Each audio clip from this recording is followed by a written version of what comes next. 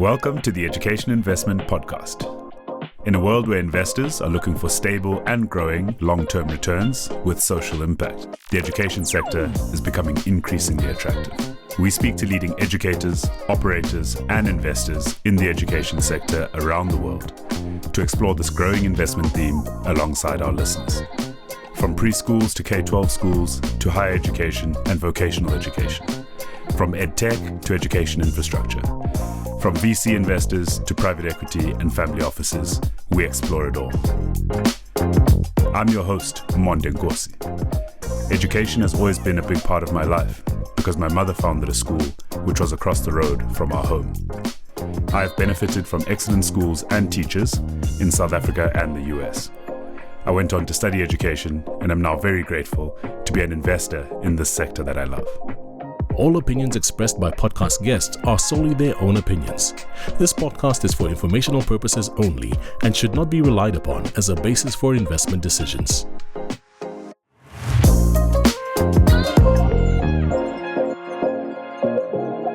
Today, I am privileged to host Nicolas Badré for a conversation on innovation in higher education.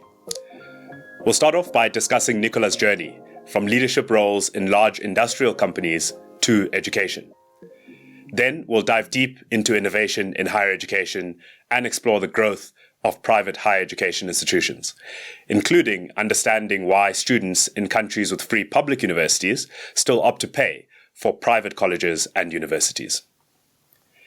Nicolas is founder and director of Copernia, a higher education institution that evolved out of a partnership between Macromedia University in Germany, Emlyon Business School in France, European University Cyprus, and Noroff in Norway. Prior to founding Copernia, Nicolas was Chief Operating Officer, or COO, of Galileo Global Education, one of the world's leading higher education groups headquartered in France and serving more than 300,000 students across 20 countries. Prior to Galileo, Nicolas spent more than 25 years in industrial leadership, including as Chief Financial Officer of Nexans, the world's second largest cable manufacturer.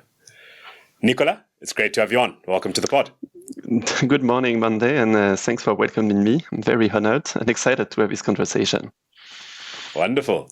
So as we start off, before we get to higher education, I'd love to first learn about you and your journey. So please tell us a bit about your family, where you grew up, and ultimately what attracted you to education. Well, I was born in Grenoble. Grenoble is in the French Alps, southeastern part of France.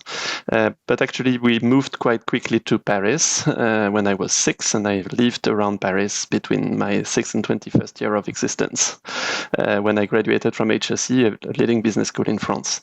Then I started to move a lot for some time, and I had a mix of various professional experiences in Austria, Spain, Poland, Germany, Belgium. It took me some time to settle down. I'm back and stable in Paris for some 10, 15 years now. I'm the second of 4 kids. I have 2 brothers, 1 sister. My mother actually used to be a teacher. She was a teacher for so-called classical letters. It means French, Latin, and ancient Greek. And my father has had a very different, very varied career in many different kind of positions and jobs. Interestingly enough, at some point he used to be the director of a school, the National School for Forestry and Waters in France, a higher education institution. So that I may have in my DNA some traces of education at some point. In any case, I think in the family we had a very strong appetite for learning. That's been a truth all over my young period. Looking at my family today, my wife is a comedian. She actually converted into acting some 10 years, 15 years ago. And it's interesting because she's now very involved in health education. For 5 years now, she started a program to train students in medicine for patient care. And for that, she uses theater. So she actually writes scenarios with doctors on what they really work on during their days and what they find difficult in their daily life as doctors. Then she develops these scenarios, brings in some theater students from Cours Florent, a drama school in France. And with these students, they play the patients. and the young students in medicine play the doctors. And then they analyze how they reacted to the situation. So it's an interesting learning experience. And from a pilot stage some 5 years ago, it became something mandatory in the course of medical studies in France. So it's an interesting thing. The second thing, we have three kids, 3 daughters, 17, 15, 13 years old, so 3 teenagers. And one of them, the second one, has a genetic disease, quite rare indeed, which translates into some difficulties for learning. And a very important moment is when she was 3. It was the very first day at school. And when we picked her up at night, the teacher told us, well, probably we won't be able to keep her at school. Very first day. Sure. The beauty is that precisely today, she is having exams for the General Secondary Education Certificate. So a very fundamental moment and a very foundational journey. And I would say probably this specific journey of hers and of us, in a way, has been very important in my desire to shift my career from industry and finance to education, and to make sure that I could contribute to this idea of how can we make education more adapted to the needs of every single individual. Of course, maybe more for people with some disabilities, but fundamentally, what we've learned is that we can adapt many things, to help her grow. And by the way, these sort of recipes might apply to all of us. How do we define something which is more personalized, which includes both the neurocognitive aspects, the educational aspects, the adaptive technologies, whatever you name it? And I think this journey, in a way, has been extremely important and has helped me shift to this sort of new career. Because, as you mentioned, I spent 25 years in industry at large groups, finance positions. I've spent 4 years as a CEO, first for France, for Galileo, and then for the group. And for 1.5 years, I'm really dedicated most of my time to creating this approach to really work on what we can do differently in education. So in a more entrepreneurial kind of spirit, even if it's still nested within Galileo. That's fantastic, Nicolas, and thank you so much for sharing all of that about your family and in particular about your daughter and the critical role that she has played in shaping the decision you've made to leave your industrial roles and enter the education field over the last 6 years or so since moving to Galileo in 2019. So I will come back and go touch on more on Copernia, and we'll spend a lot more time on that. So I'm going to come right back to the beginning here of growing up in the French Alps and then in Paris in a family of 4. So you've mentioned what your parents do. I'd love to learn a bit more about your siblings, your 2 brothers and sister. So what were some of the main extracurriculars in the house, and are they all still in France, etc.? It's interesting because it really exemplifies how diverse a family can be. My elder brother actually is a very... all of them are extremely interesting and I love them a lot. My elder brother actually used to have a very impressive career in finance. He has been actually CFO of Société Générale, Crédit Agricole in France, 2 of the largest banks. He has then been actually MD at the World Bank in charge for finance for a few years. And after this couple of, 3 or maybe 4 years at the World Bank as MD Okay, for finance, he decided to create his own impact fund. Called Blue so Like that's an the Orange. black sheep. Now we can get to the rest. So he actually created a fund called Blue Like an Orange Sustainable Capital, and which is aimed at defining very specific tailor-made answers to the financing needs of impactful projects in the emerging worlds, notably in Latin America. So very specific profile. My second brother, my younger brother, is actually a prosecutor. So he's been in justice for 20 plus years, very involved in different positions. Notably, at some point, he was very closely connected to the anti-terrorists attacks in France. And more recently, he has been prosecutor in the French Alps precisely for some years. And my younger sister, actually, she has she's extremely talented for writing. And she created some theater plays when she was, a teenager, when she was 18, 20. She created and played into her own plays. Then she worked for 15 years writing stuff for the French Senate. And finally, 2 years back, she decided to go back to her passion and write again. That is really so as you can see, fascinating. it's pretty. We have interesting family meetings. Absolutely, and I add your parents to that as well. So you've got a brother in finance, a brother's a prosecutor, one in writing, a mother who's a teacher, and then a father who, a varied career, but amongst other things, a director in a higher education institution. So, that's an absolutely fascinating background. And I'd love to know some of your main interests outside of work as well. So outside of work, I have many interests, but I would say I've always had some important part of music in my life since I was a kid. And I continue to sing regularly in choirs, in very different settings.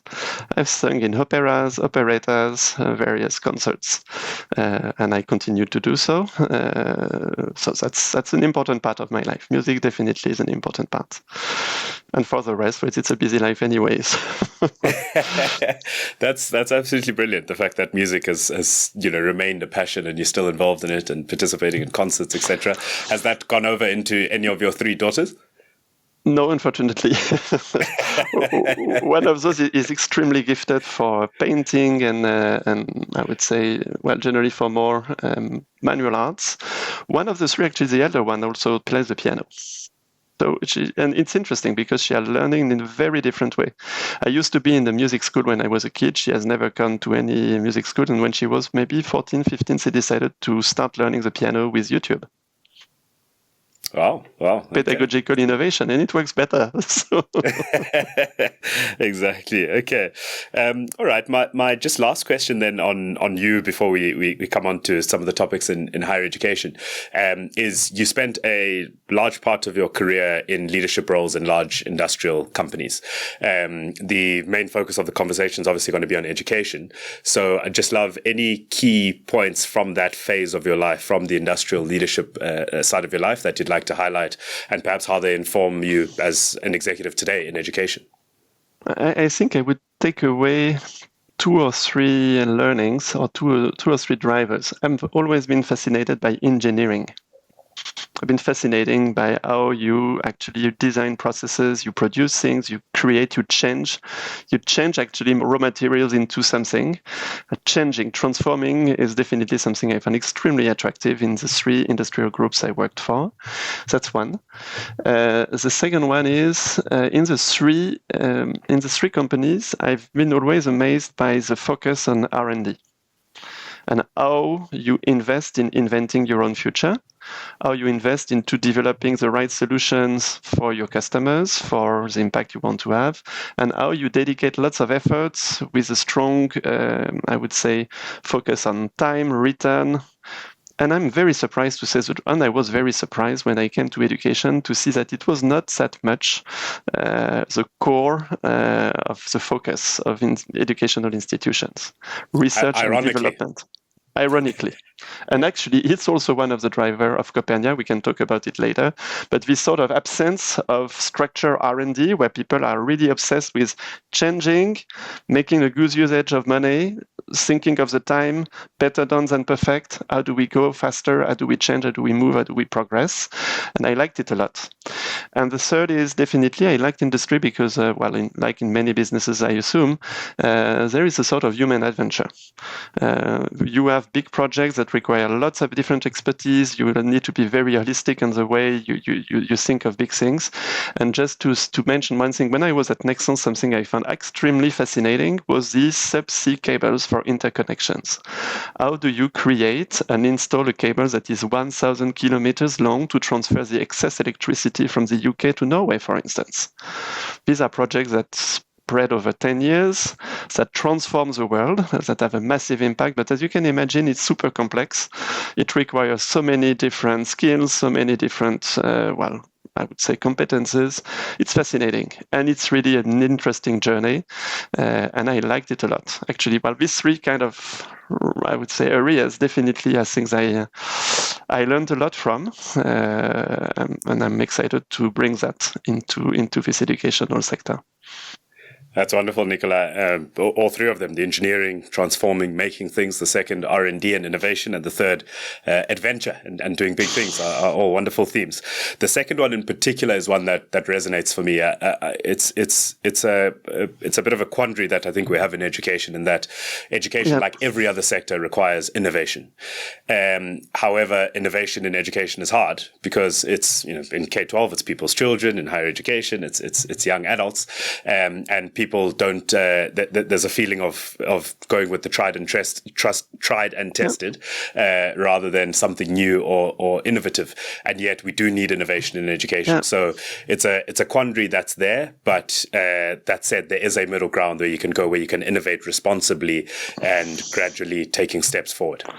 I think it's an important topic.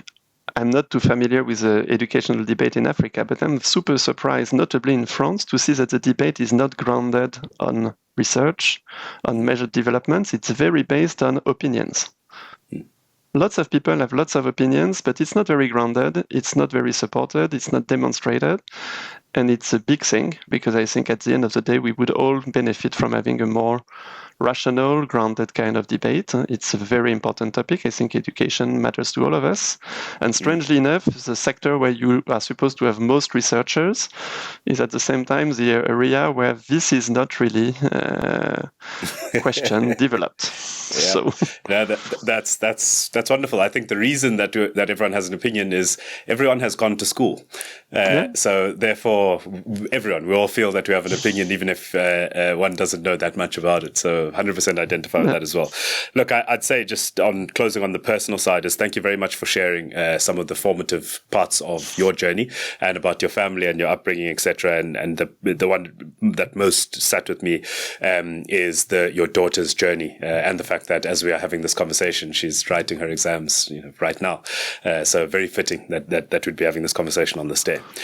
Let's move on then to some of the main topics for discussion in innovation in higher education. So let's just start right at the beginning. What is Copernia?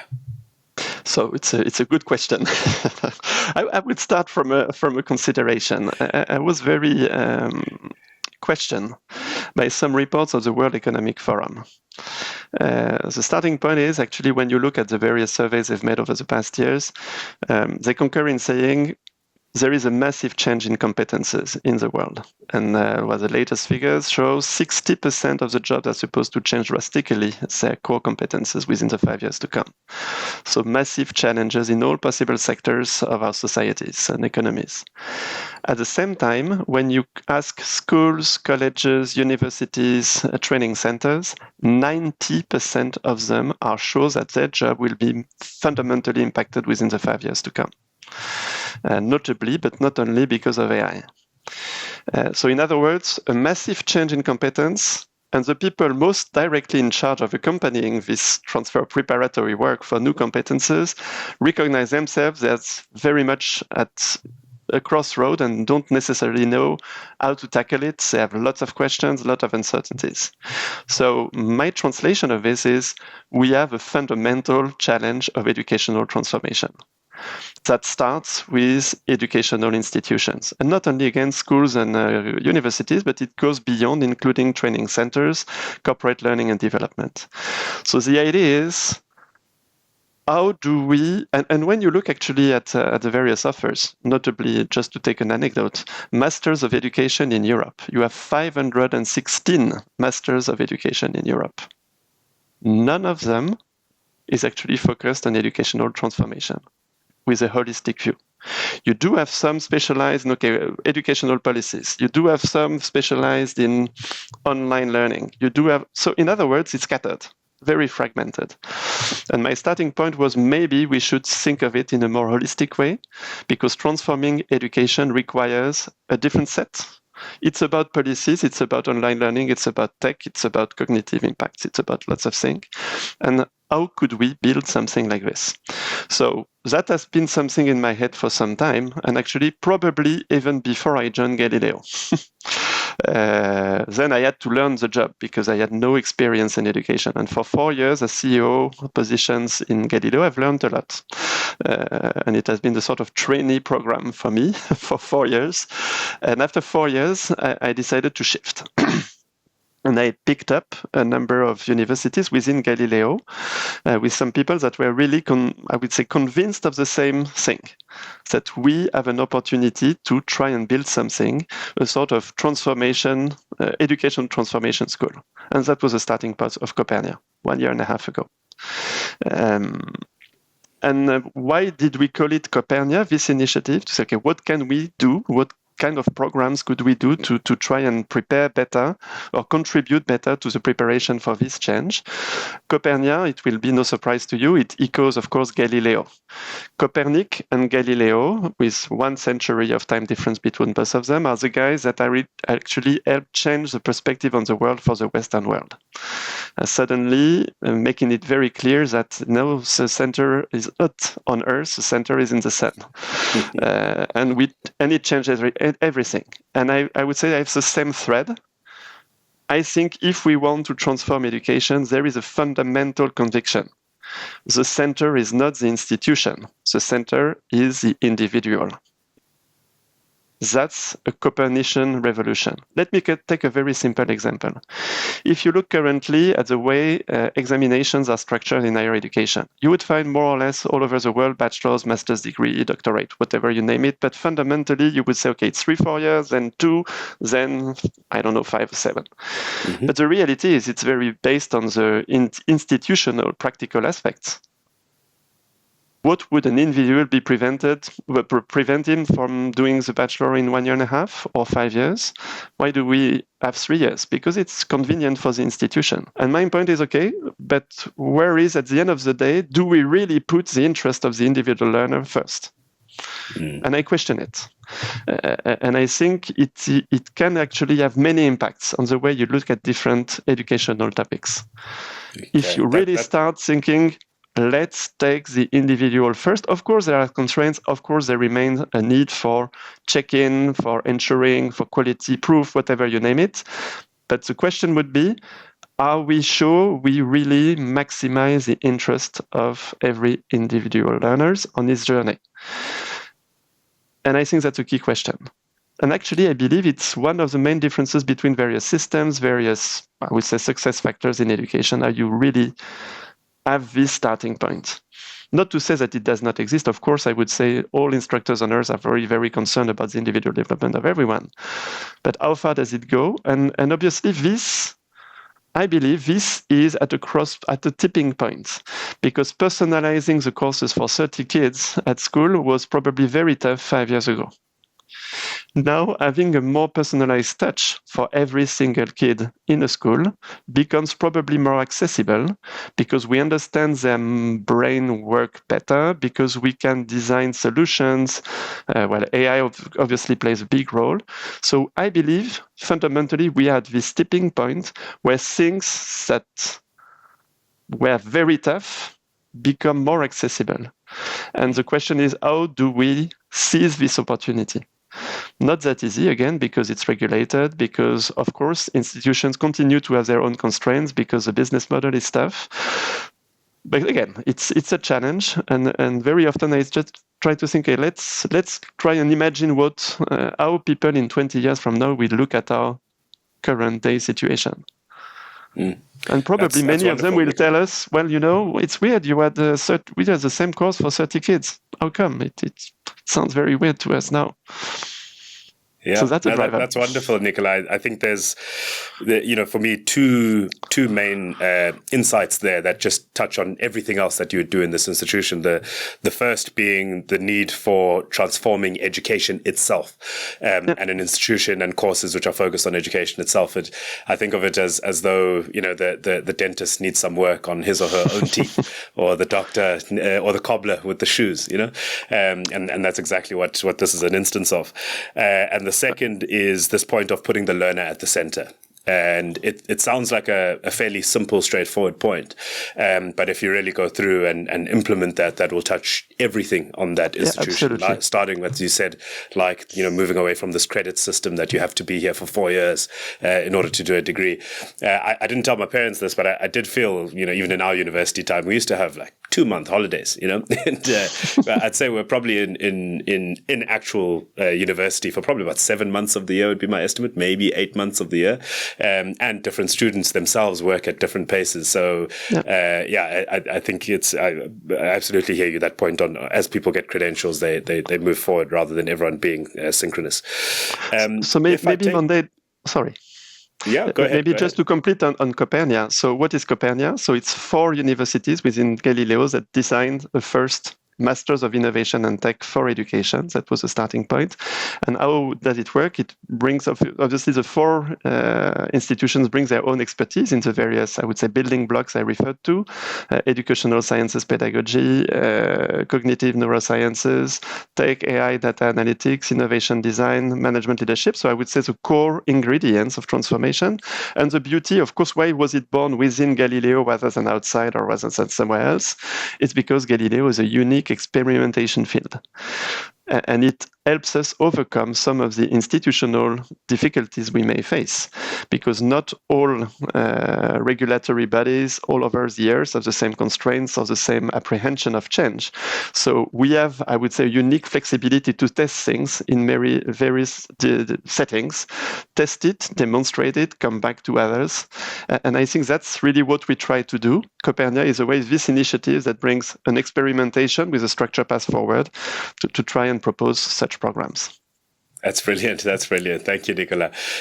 Maybe let's take that forward then. So, can you putting the learner at the center now in this question? So, how would my experience differ as a student at Copernia in this first master's program versus, let's just pick any generic traditional university experience? Well, first of all, we don't expect to have huge classes and cohorts.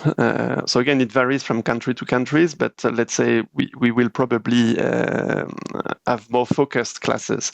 And then, of course, in the design of the program, it's structured in 4 semesters for the traditional MS. It's because for now, we have not yet overcome this 2 years definition. So we have this structure for now.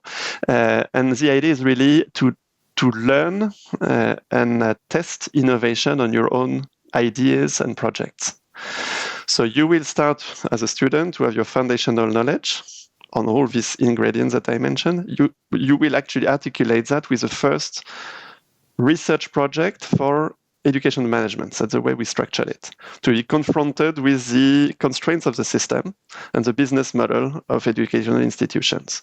But you can pick up whatever kind of, if you come from South Africa, you probably will not have the same approach than someone coming from China or elsewhere. And that's great like this.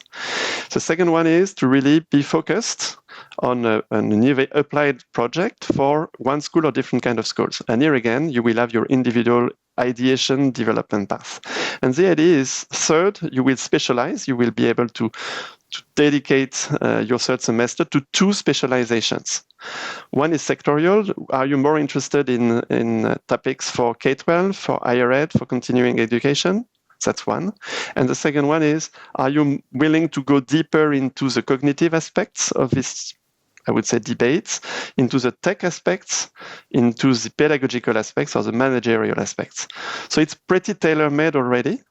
And last one, of course, the research thesis and the internship, which is a 4th semester, is really around testing your ideation on real settings and measuring its impact. So that's the first layer. I would say you build your own curriculum, because at the end of the day, it's about your own ideation or the own projects you develop all over your journey. So that's number one.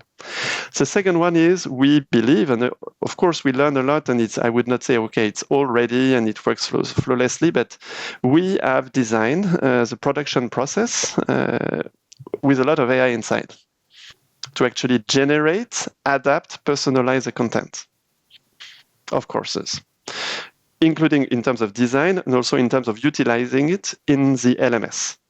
And as you know, while the LMS are becoming more and more adaptable, we work with Blackboard in this very case. We are one of the largest customers of Blackboard, I would assume.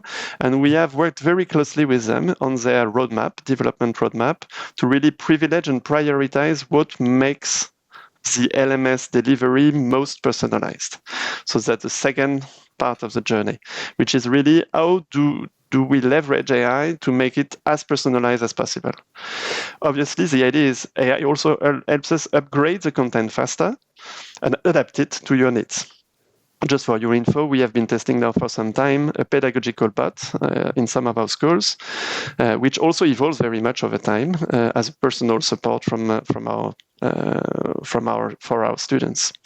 So it's both a question of the content, the journey, and the objective, and that's, I would say, what sets probably the project of Copernia a little aside from traditional models. At least that's the ambition. That's really exciting, and lots of personalization, specialization, and also experimentation using Galileo's global network. If I had to sum up the program in one sentence, it's really learn, experiment, and measure the impact of your own innovation, intuitions, and projects, and test it on real settings. I think what differs is actually we are blessed because I don't think there are so many comparable institutions within Galileo. And the objective not, of course, to be only within Galileo, but already within Galileo, you can test in many different settings, from cookie makings in Bordeaux to medical studies in Costa Rica and fashion design in Riyadh. So it's relatively easy to go and test different things, different settings, different disciplines, and test it for real. All the more that, of course, we worked with lots of ecosystems, with different business, academic, tech partners. So it's really the idea of being embedded into a real environment that actually favors your structured development, again, from ideation to measuring your own impact. That's brilliant. And I actually just want to go ahead and follow you there. Copernia is being started within Galileo. There's 4 Galileo institutions which have teamed up for this. And you prior were COO of the broader Galileo group. So perhaps let's just go there. Can you tell us a bit more about the broader Galileo group and its background? Galileo is a very interesting animal and probably pretty unique. It's probably not the largest higher education institution. I know you know most of them now, following your podcasts. We actually know that there are larger institutions in Brazil, in China, India, possibly. So we don't compete on numbers. 320 is a lot. By the way, we used to be 65,000 students when I joined 5 years ago. Wow. So still. 5x growth. 5.5 years ago, and we multiply the number of students by 5.5. So I don't know whether the dynamic will go on like this forever. When I listen to our CEO, it means that his ambition is to create one of the widest human communities with 1 million students down the road. I don't know how much it will take, but of course, the interesting part of it is that it's super diverse. It's spread over many countries, and that is not that frequent. The core, obviously, is in France and in Europe, which still represents a lot of the activity.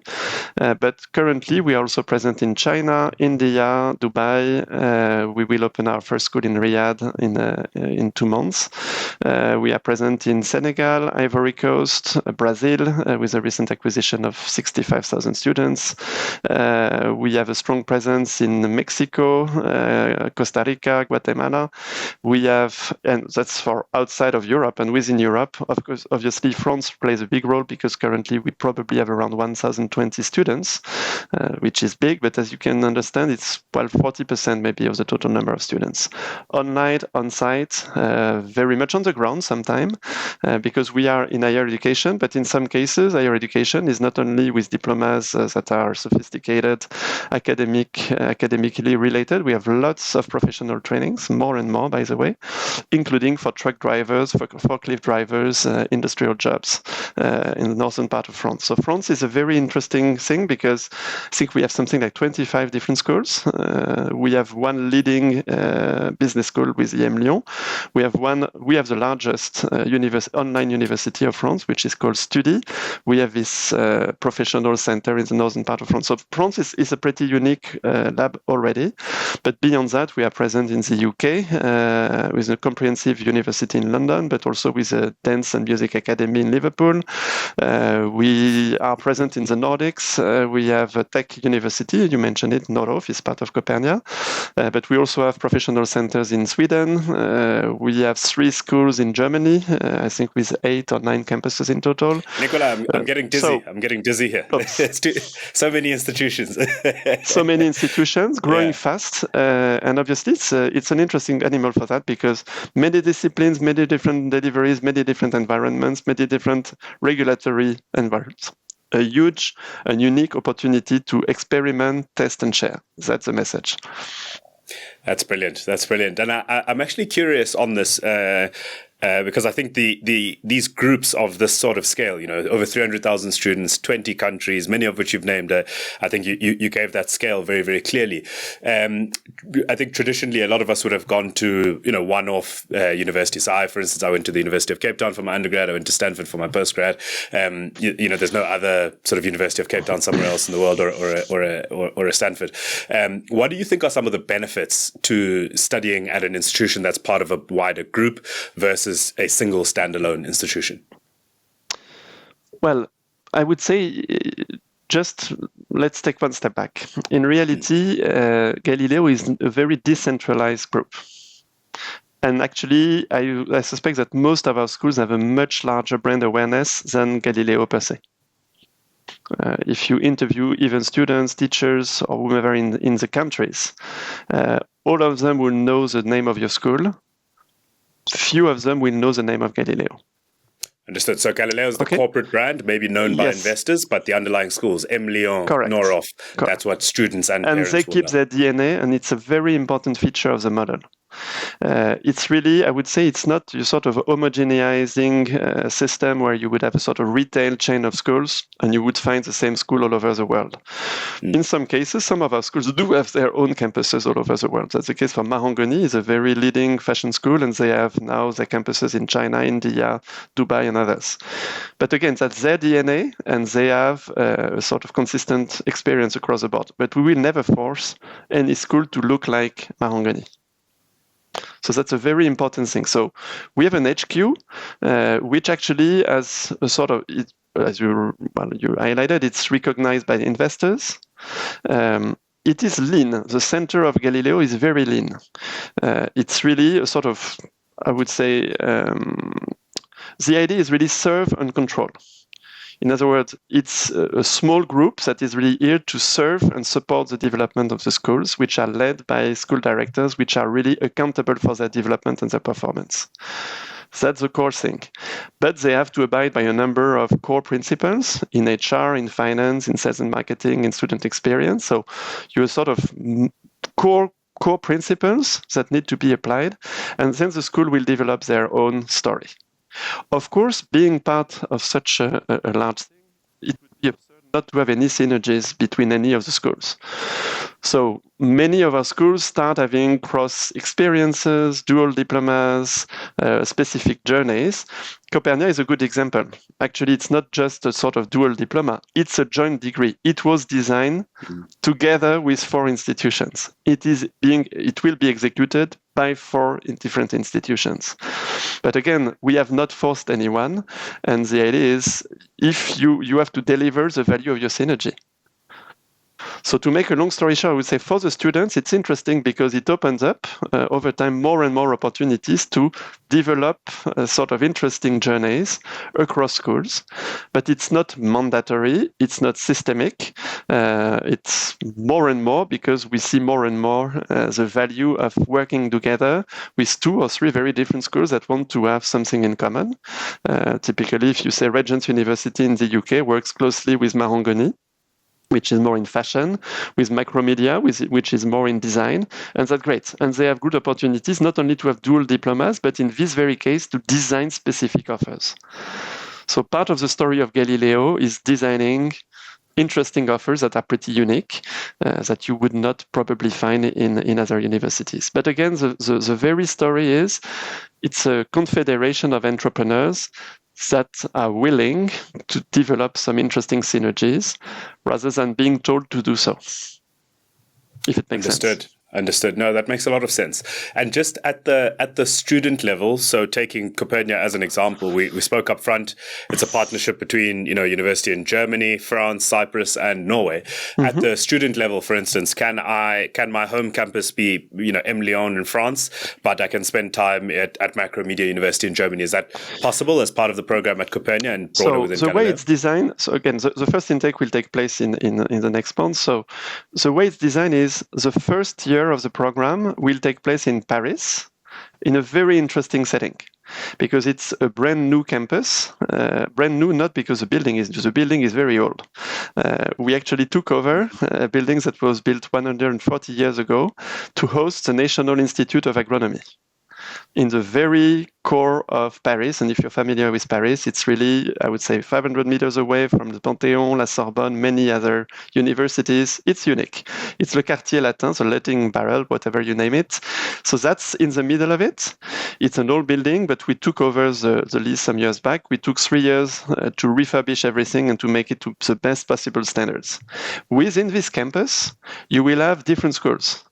Very different schools. We will have Paris School of Business, a business school. We will have Atelier de Sèvres, which is one of the best art schools in France. We will have Penningen, which is one of the leading institutions for architectural design and arts direction. We will have Cours Florent Executives, leading school for drama play.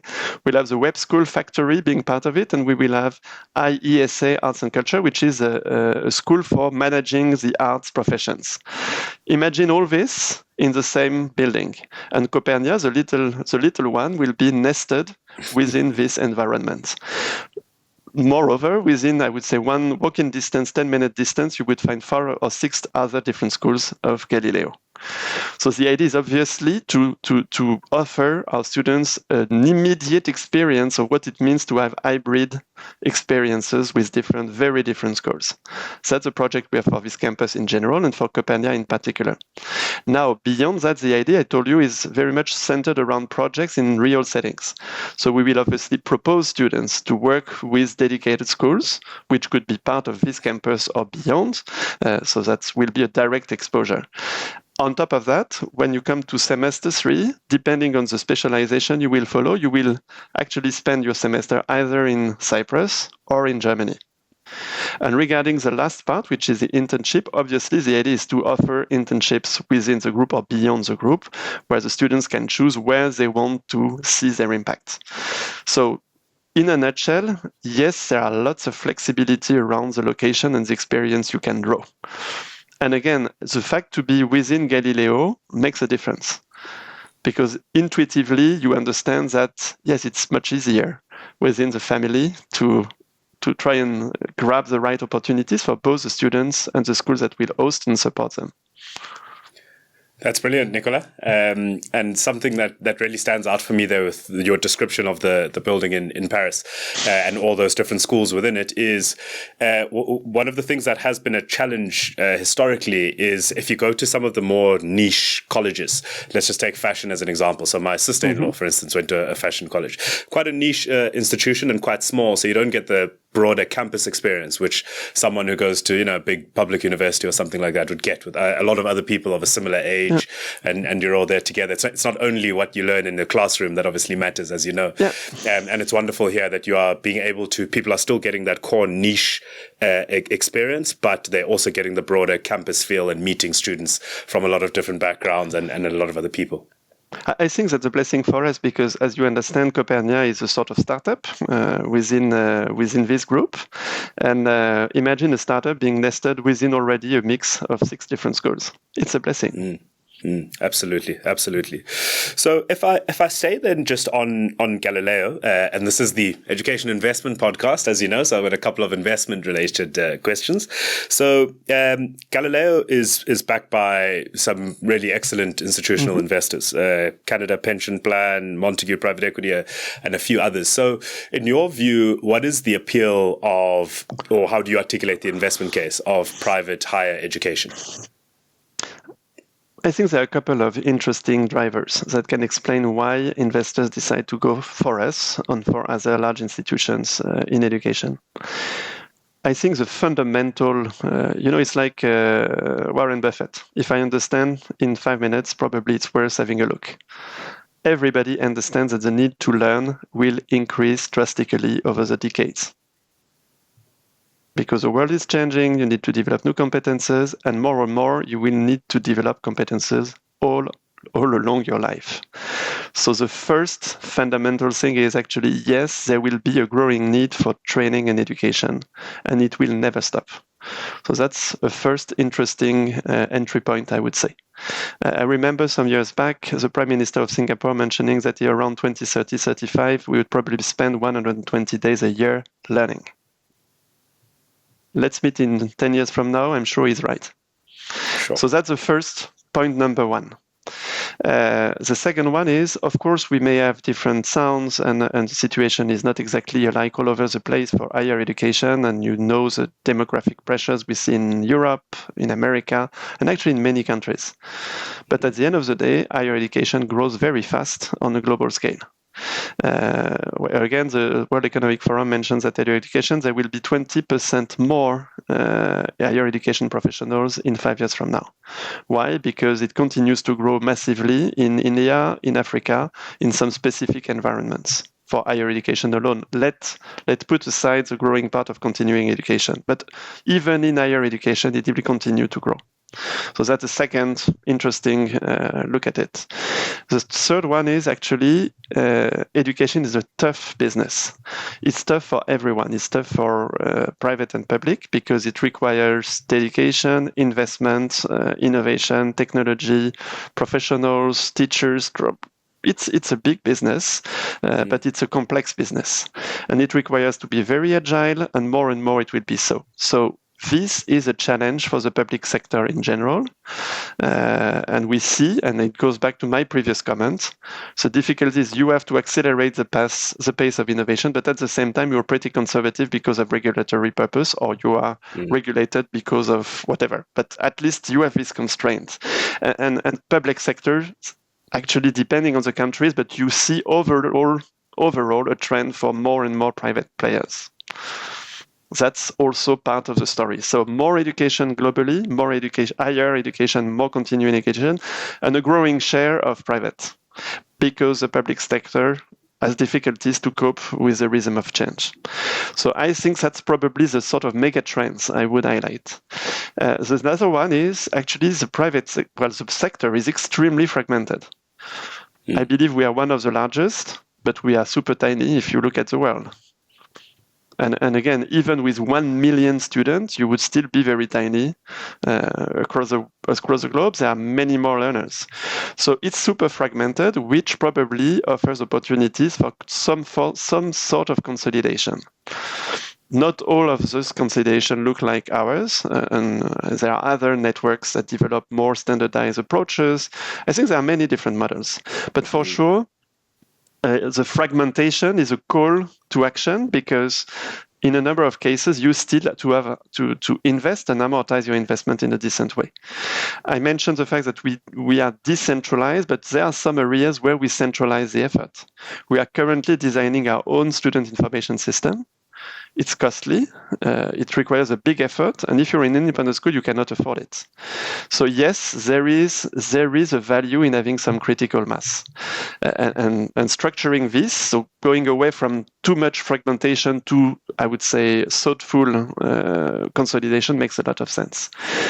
Last but not least, I think for investors, the sector is at a crossroad, because precisely you have lots of investments, lots of changes. And at the same time, you have a growing feeling, and I think it's more and more massive, that you will survive as a group in education if you can provide your students with a strong ROI on their studies. And that's also a core to really make sure that we get there, which is not very easy. It's interesting to see that it works both ways.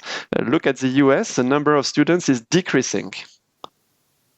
Not because there is less need for education, but because the cost of education becomes irrelevant versus the value it delivers. So we are at a crossroad in the way, how do you develop a model that is sustainable, attractive for the students, sustainable for the institution and the shareholders? It's tough. So here again, I suspect that the thesis from investors is there is a premium for those that are managed at the best level, because they will win.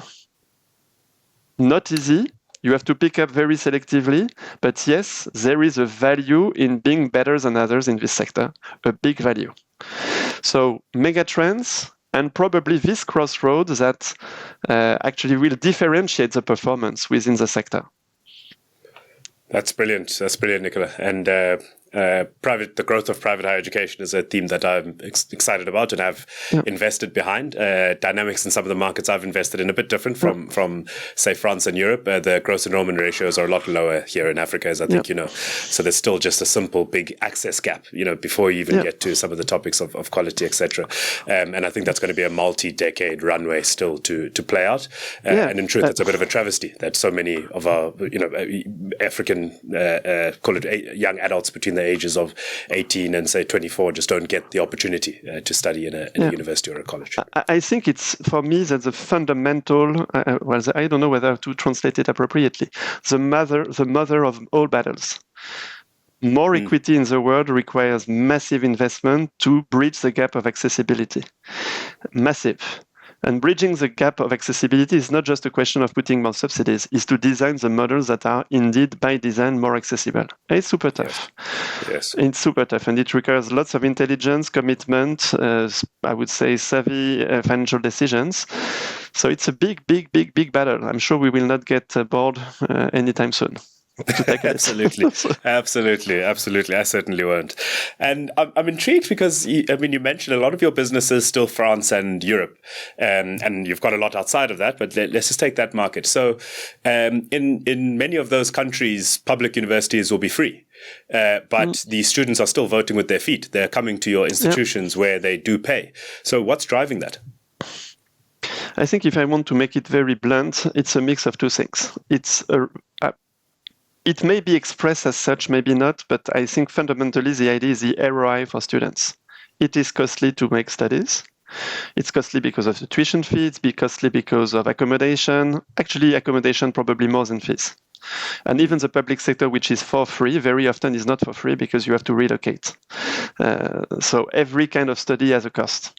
The cost of not working, the cost of relocating, the cost of paying for your studies. But at the end of the day, the question is, do I prefer to pay, I don't know, for a bachelor, 30k euro, to take the example of in France, 30k euros to have 85% insertion on the job market when I'm done for decent jobs at 35k per year? Or do I prefer to go to university where probably I will spend not 3 but 4 years because it takes more time, it's less, I would say, demanding, less pressure, and at the end of the day, well, I will have invested my 4 years but not too sure that the insertion will be as high. Of course, it depends on disciplines, on jobs, whatever, but I believe that's a fundamental point. We see that, for instance, and I mentioned France is a very good case, but let's take Noroff. Noroff is in Norway. In Norway, everything is for free. Still, it's 80% vocational, 20% academic. Still, we do not suffer too much from finding people that are willing to go and have their certificates and programs because Noroff is the best in cybersecurity and techno. So going there, they are sure to increase their salaries when they go out. They are looked after by recruitment agencies and companies because what they deliver at Noroff is actually unique and much better than anything else they could find for free in other institutions. So this driver is probably number one.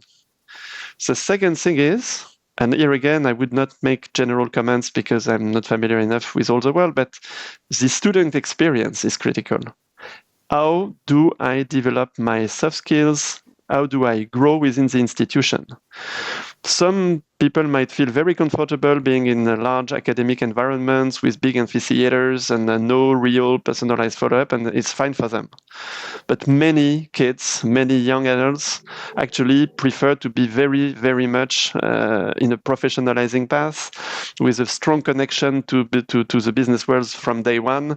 They appreciate being in smaller groups. They possibly appreciate being under a tougher pressure.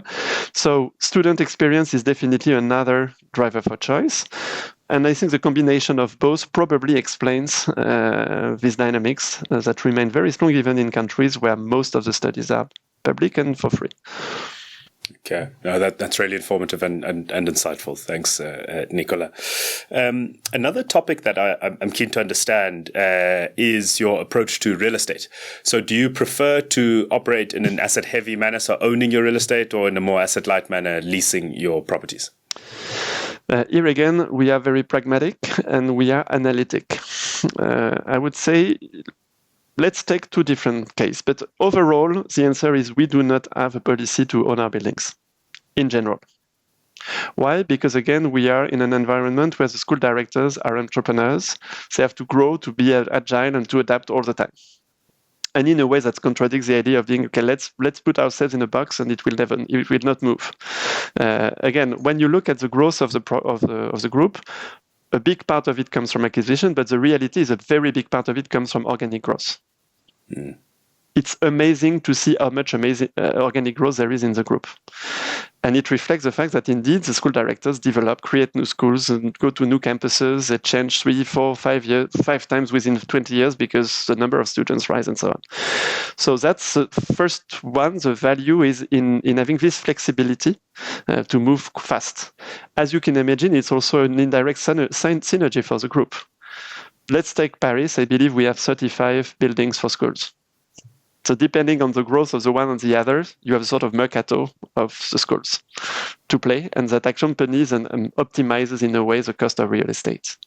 So that's, I would say, the overall principle. Now, having said that, in certain cases, the real estate can become part of the core assets of a school.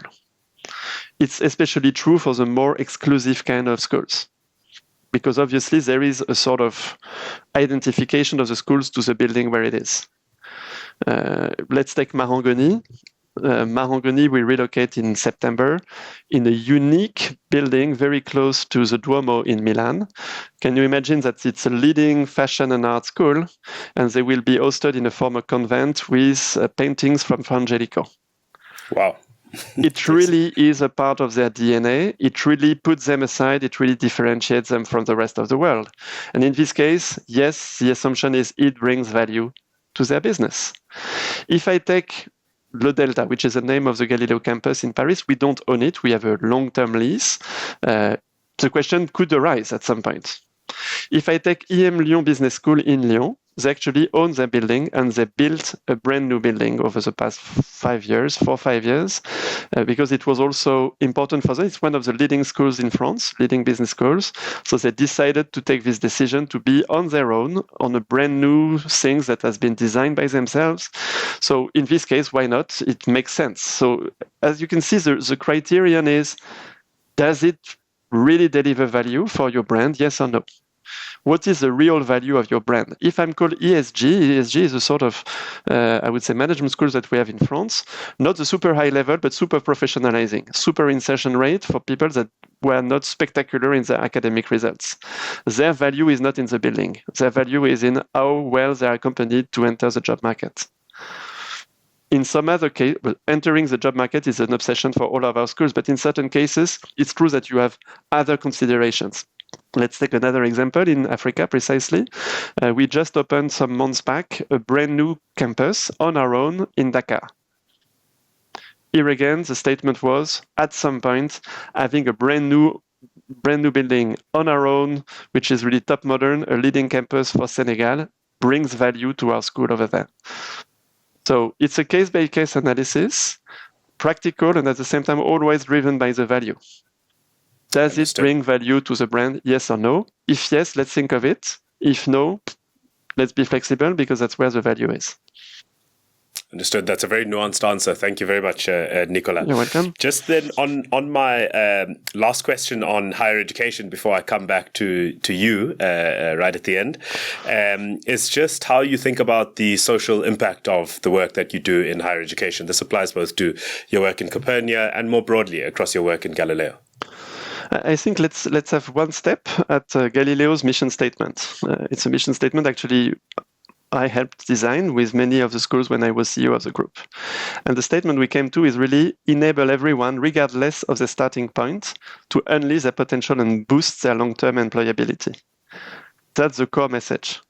To make a long story short, I believe there is more social value in accompanying any student, wherever he or she comes from, than selecting the best and making them even better.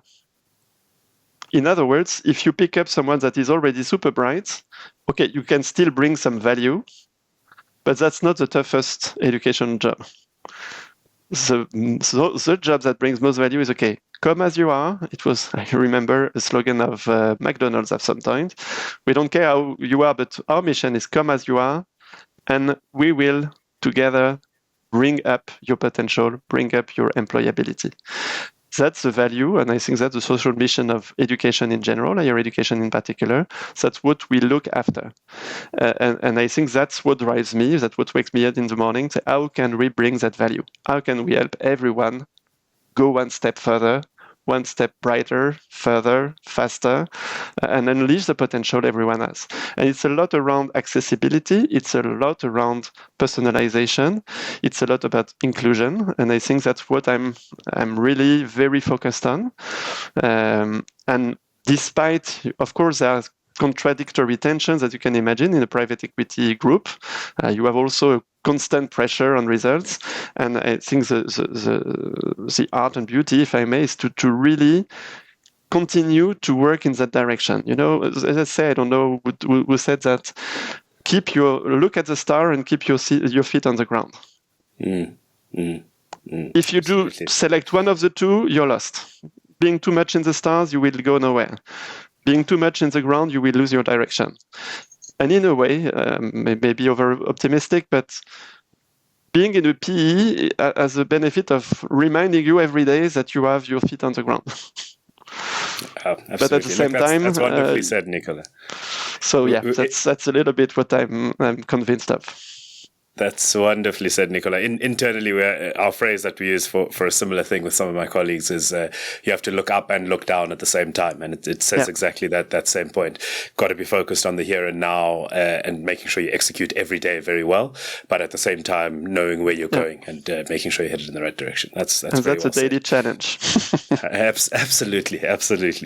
Okay. And I've really learned a lot, both about Copernia, about Galileo, and more broadly about private higher education institutions in the conversation. So thank you for that. I'll come back around then now to you as I ask my concluding guest and my concluding question, and I ask the same concluding question to all of our guests, and that is, please tell us about your favorite teacher or lecturer or educator. Actually, it's a tough question because I have had many different teachers that I really liked a lot and that impressed me. So I have had the time to think about your question. So I have an answer. I would like to pay a special tribute to one of my teachers. Her name was Mrs. Perret-Gentil, and she was a math teacher. When I prepared, the competitive exams we have for the business schools in France. So we call it class préparatoire, preparatory classes, and you prepare for a competitive exam after 1 or 2 years. And obviously, when we prepared that, all year long, we had 4 hours sort of mock examinations to get prepared for that. And I like very much the way she structured it, because you had your 4 hours, and she said, if you're stuck with your problem, raise your hands, ask your neighbor or ask me for help. It's much better that you use your time to progress and learn together rather than to fail alone. And for me, that's the real practical definition of student-centered pedagogy. What matters is what you will do better, and to do better, probably, if you need help, let's make sure you have this help. And in a way, I don't know whether it was inspirational or not, but it's very much the way I look at Copernia. Take the experience of others to progress rather than stay alone. And that's, I believe, a very good definition of the value of schools. So thanks a lot, Mrs. Perret-Gentil. I have no contacts anymore for many years. Now, because I thought of this question, I will try to find her back. And send her the clip, please. No, that's absolutely a wonderful tribute to her, and the message that she landed and impact she had on your life. So, Nicolas, I've thoroughly enjoyed this conversation, and thank you for taking the time this morning and for teaching us about your own journey, your own path through industrial leadership into higher education, and the deep dive that we then had in private higher education here today. I wish you all of the best in Copernia. It's a wonderful initiative, and as we said, the dentist needs some help on the teeth in this instance, and Copernia is providing exactly that. So we'll be supporting your journey and your development, and looking forward to seeing the organization grow. Thank you so much, Monde. I think it's been a very pleasant and very interesting talk. I'm again super honored that you invited me, and I hope that we are not the only two that enjoyed it. And let's keep in touch. I'm really eagerly looking forward to exchanging more together.